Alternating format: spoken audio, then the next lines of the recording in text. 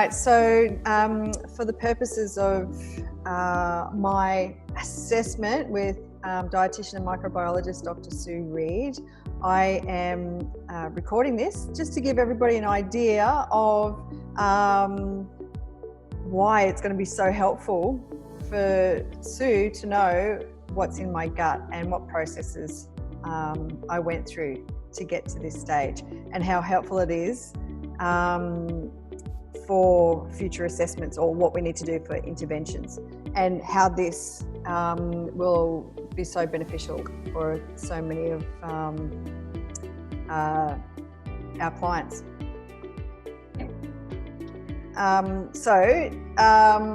Sue, I'm going to hand it over to you just to explain what we've done. Okay. So, Kate, you had your number 2s tested, and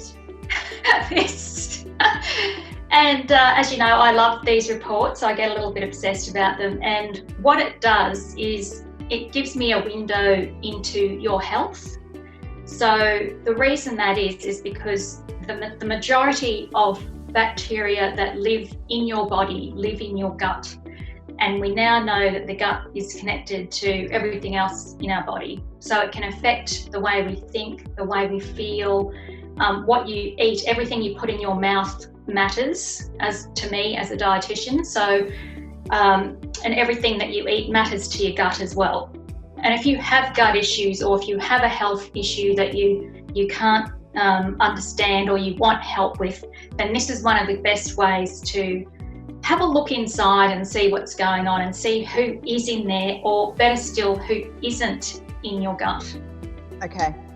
So the reason you do this is to look at diversity, and by diversity we mean if you've got a high diversity, let me say it that way, Kate, if you've got a high diversity in your gut of bacteria, that means your health is great. It should be, fantastic. Yep. When issues start to happen, your diversity can be decreased. And your diversity can be decreased by a number of things, apart from illnesses like cancer. If you do excessive dieting, that can reduce your diversity. If you don't sleep well, if you stress, anything like that can upset your gut. So when we have a close look like we have at yours, we can see if you've got good diversity or not, if it's sitting on the fence, and then we can tell what sort of foods we can include in your diet to help you get a higher diversity. Because having a high diversity in your gut means you've got a lot of different species of bacteria, but you've also got a lot of them. So they're a high abundance, and that's what we want. And the reason we want that is because all those little guys in your gut have a job to do. So whether it be they break down certain sugars or certain fibres to produce other products that will be circulated around your body to improve your health, or something else. They do such a large amount of work down there, and that's why you need a lot of them. Does that make sense? It does. It does.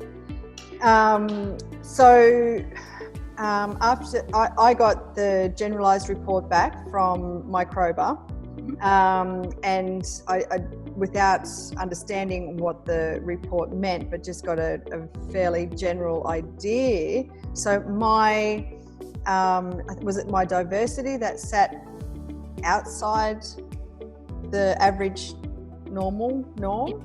Yeah, look, you've got a low diversity, and that's okay, because we can do things to fix it. But yours was quite interesting, because I've seen there's bugs in here that have said to me, "Where is Kate been?" So okay. I don't know. So you had first of all, I'll talk about a couple of others just briefly. Yep. So you had a high population of bugs called Prevotella. And that's a good thing, because some people don't have any. So those bugs are great, but you've got a lot of them. So the thing I loved about your report the most is that you had some bugs that weren't in there that I know we can build up quite easily with certain, prebiotic foods. So that's something that we're going to focus on in the big picture. Okay. But one of your bugs, and his name, I'm calling it a him because I find him very hard to pronounce. It's Mitsukella Giardini, I think. That's okay. That sounds fancy. But this is really interesting that you had this bug because usually it's found, it's found in human gut as well, yep. But it's found in a lot of cattle or rumen animals. And I thought you must have worked with cattle or been brought up on a farm or something. You have? Yes, so I was brought up in a place called Farnborough, which is central Queensland on the coast, where I had horses and we were surrounded by cows. Yeah. And I'd go cattle mustering. Yeah.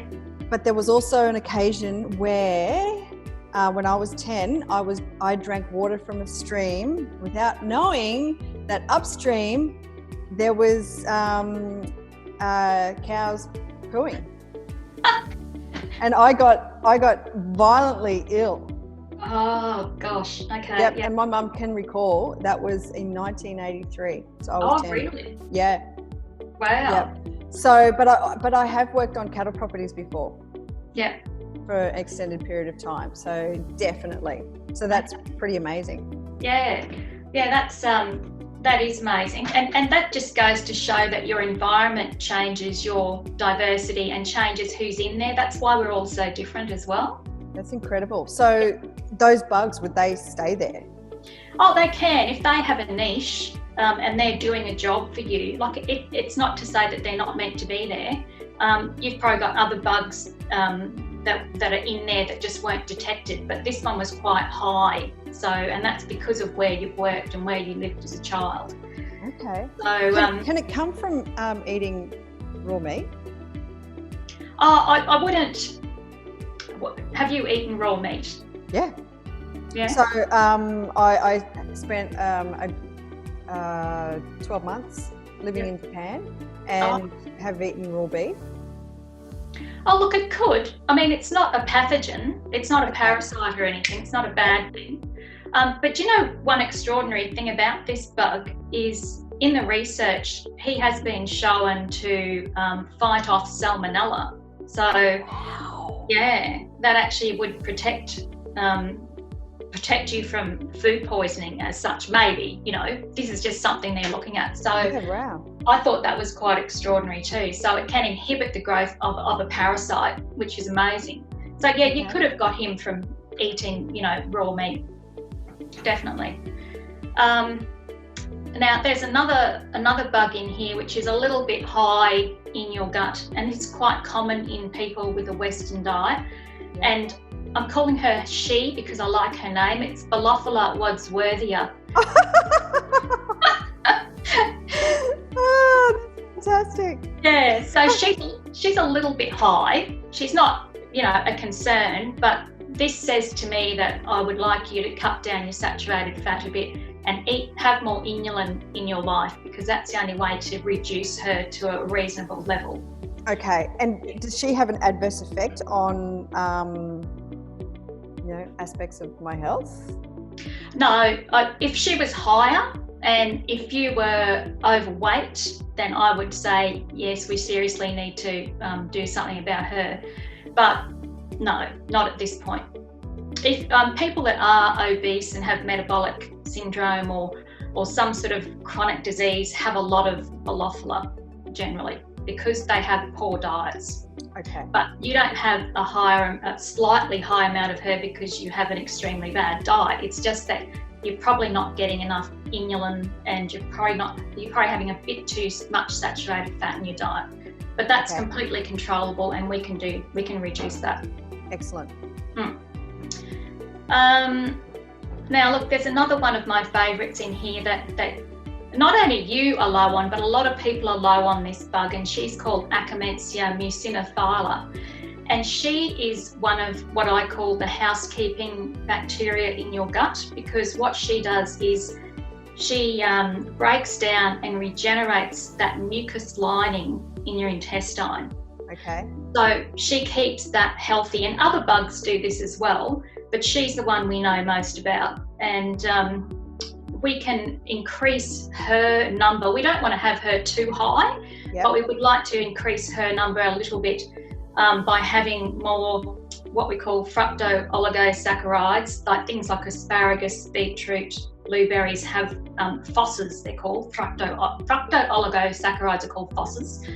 And something called PACs, which are found in dark chocolate, for instance. But there's more on that list, which I'll give you later. Okay. So it'd be nice just to get her a little bit higher. And there's another... Sorry. Just a quick question. Is she affected by if I've been on antibiotics? Oh, look, they all can be affected by being on antibiotics. Have you had some recently?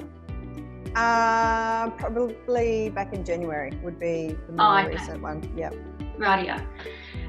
It's, the whole community gets affected by antibiotics unless you maintain a diet high in prebiotics. So it depends. And again, if your gut has a high diversity, it's more resilient to things like antibiotics. So it might get, like if you have a high gut diversity and you take antibiotics, then a few might get wiped out, but you'll bounce back really quick. But if you had a low diversity before you took the antibiotics, then that's going to take you longer to come back because you didn't have a diverse gut in the first place. And that's something we look at with our clients as well, as you know. Having cancer treatment, etc., can really knock your gut about. So afterwards, it's the best thing you can do is just build it up. Or before you have the treatment, it's best to try and get that gut diversity as high as possible before, so that you can bounce back quicker. Okay. And it's all about resilience, and having the more abundant and higher levels of species in your gut is much, much better. Okay. So there's another bug which people probably hear about all the time, and it's Bifidobacter. Look, not many clients have many of these in their gut, but they are so good for us. And the reason we don't have many is because when we're first born, we have heaps of bifidobacterium in our gut, because it deals with a lot of things like breaking down milk, lactose, etc., and things you need as a child. But as we get older, we don't need things like, we tend to steer clear of milk a bit, and we tend to do other things in our life. So this bug comes down a little bit. Okay. So most people don't have a lot of him in there. But the best thing you can do is to increase this bug, because he is really good, is to have more plant-based foods in your diet, and that's something that we'll discuss too, and get more whole grains in your diet, because these little guys will increase something called butyrate, and butyrate is one of those amazing products produced by your gut bugs that actually helps look after the cells in your colon and keeps your bowels really healthy. Okay. So that's, so I didn't actually go through what bacteria do, but let me just say briefly, when you eat prebiotic foods or fibres, now prebiotic fibres are food for your gut bugs. So when you eat those types of foods, and we'll talk about some of them later, when you eat those, they make it all the way down to your large intestine without being digested. And when they get down there to your large intestine, all those beautiful bacteria in your gut start fermenting these foods, and they produce heaps of different products, like I said before, that gets circulated through your body. But one of those products that it produces is butyrate. And butyrate is a short-chain fatty acid, and it's one of the most important ones. And it's one of the ones that we know most about too, because we know that it's looking after our gut cells, and it keeps our tight junctions healthy in our intestine to avoid leaky gut. So it just keeps our entire gut healthy, and we want to keep producing butyrate, of course. So we've got to build up some of those bifidobacterium. There's other little guys that produce butyrate as well, but this one has a lot of different members I suppose you could say, and he's really good at producing butyrate, so we can focus on that as well. Okay. So that's sort of it in a nutshell from just looking at an overview of yours, Kate. Yep. There is more to it, of course, yeah, that's we've really got to focus on getting more plant-based foods into your diet and getting some more prebiotics into your diet, and that's what we're going to do to get you higher diversity. Okay, and so when we've put in a program in place just to improve that, then would you recommend for me to go and do another sample so then we can compare that report and see what's grown and what's proliferated? Yeah. yeah, look, you can, yeah, because we just make, I'm not going to turn your diet upside down. What we're going to do is just over time implement small changes that you can do so they're sustainable. And these changes will, I'd give it 3 months. Some people take 6 months. Okay. But as long as it becomes a good habit in your diet and a good habit in your world to increase, to eat different foods and have a variety of plant-based foods in your diet, then in 3 months' time, you should see quite a difference. Okay. And so if someone has an assessment with you but doesn't do the poo sampling, can you identify what they could be lacking in based on your questioning during the assessment? Yes. Yeah, I can. I have a good idea of where their diversity sits based on what they eat and what they've done throughout their life. Okay. Whether or not they've had, different medications that they've had, because we now know that there's a lot of different medications that really affect the gut and reduce certain species. So you can do that, but it's an educated guess based on what I know from the research. And just to let everybody know, you and Dr. Cecilia Kittig are developing a specific masterclass on gut health and cancer, which I've seen module 1, and it is fantastic. I'm very excited for the launch of that.